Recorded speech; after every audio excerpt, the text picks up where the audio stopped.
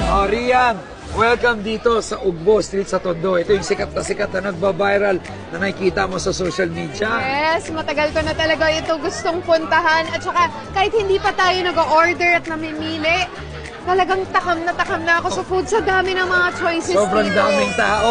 At ngayong araw, hindi mo na kailangan pumunta ng ibang bansa kasi dito pa lang, sobrang dami ng choices from appetizers, may pang dessert, may pang main course. Diyan pa lang, maamoy mo na, oh. I feel like I'm ready for a different kind of dining experience. Mula Divisoria, sakay lang kayo sa jeep pa Velasquez sa Tondo and tell your friendly kuya driver na ibaba kayo sa Ugbo Street to begin your food crawl adventure.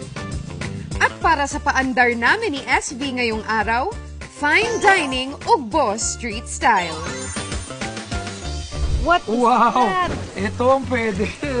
Ay, Ayun SB, pa. dapat yan yung maging appetizer natin. Yung mga cheesy na, ano ba yan? Scallops yata yan eh. Cheesy scallops. Wow. I love that. It's my favorite. Let's Favorite go. mo yan. Ako, ito naman pusit. Sizzling pusit, no, kuya? Okay lang po ba magko-collect pa kami ng food eh. Tapos babalikan namin yung appetizer namin na yan. Wow, may appetizer na agad. Naman. Kakarating lang, meron Let's na agad. go! Hanap tayo ng main course. Main course naman. Seafood for appetizers? Yummy! Pero, ano kaya ang masarap na dish for our main course? Ito ba yun? Ito ang main course natin. Tapang kabayo? Tapang kabayo. Goodness! Sinasabi na nga ba? Kakaiba yan ah. Kakaiba yan. At Pero you know what? It looks so good.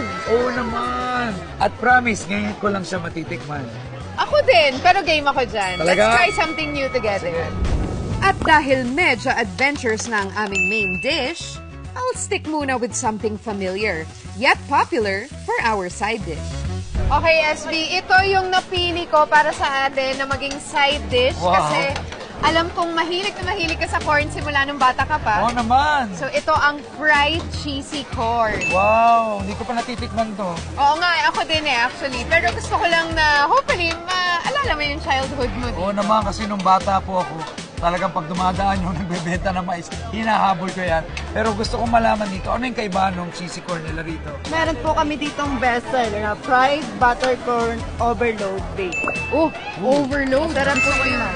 Siyempre, di mawawala sa anumang course meal ang dessert.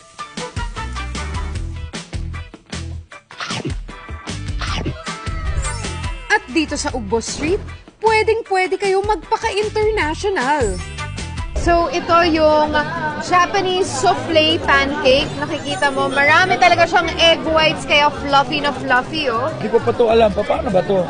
Talaga? Well, it's a very viral souffle pancake na pwede kang pumili ng iba't ibang mga flavors dito. I think, since Japanese siya, let's try the matcha. Kuha kami ng matcha flavor nito. At yun ang magiging dessert natin. And I think that's it. Kompleto na yung buong meal natin. Simulan na natin yung Ugbo course experience natin. Finally, makakakain na tayo. Let's go!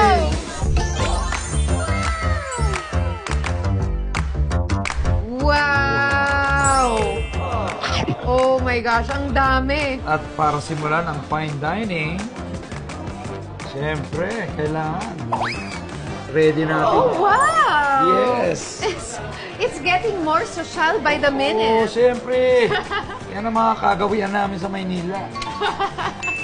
So, syempre, sisimulan natin ang ating course meal with our appetizer. So, ito yung cheesy scallops. Dito tayo sa House of DG kumakain. Wow. Yan, ito yung mga seafood na sinuserve nila dito. So, let's try Try na the natin to. cheesy scallops. Game. Ganun Kita na. niyo cheese? Masarap yung dito mo siya kakainin. Ay, grabe. Mmm! Walang biro to. Grabe. Ang dami talagang cheese. Pumuputok Ang siya. sarap. At Hindi, saka gusto ko very para sa buttery din pumuputok. siya. Pero Siya. pang isa ha. Isa pa. Kung gusto mo, 8 pa eh. Hindi na tayo ko consistent. Sabi. Ako Solid. din, isa pa. Wow.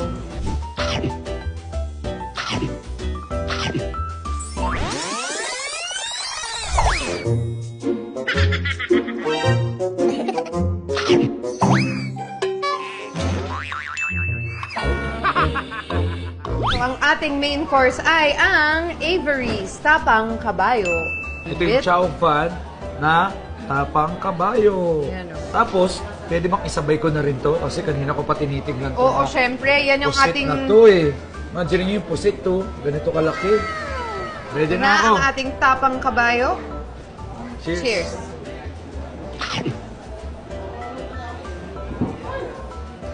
First time to. Ang sarap ng timpla. At saka surprisingly, malambot pala siya. Sobrang lambot. Gusto ko yung pagka niya na wala masyadong taba. Mas ano talaga siya, Para meaty. din siyang beef na lean lang talaga. Lean.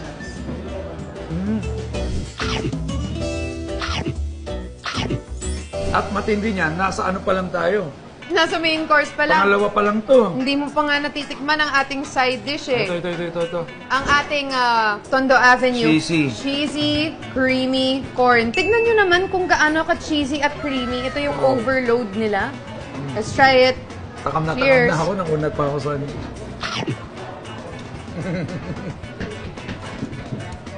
Grabe. Ano yan? Grabe. Bakit ganyan? Ano yan? Tinodo nila yung pagka-cheesy nito. Definitely another must try. May konting alat and crunch. Sarap. Overload to. Overload nga talaga.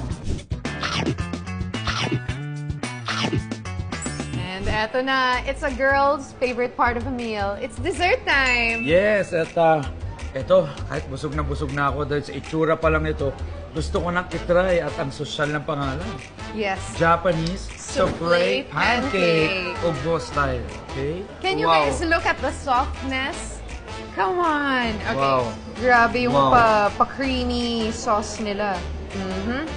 That's the middle. You can see talaga napaka-fluffy niya. So much egg white. Cheers.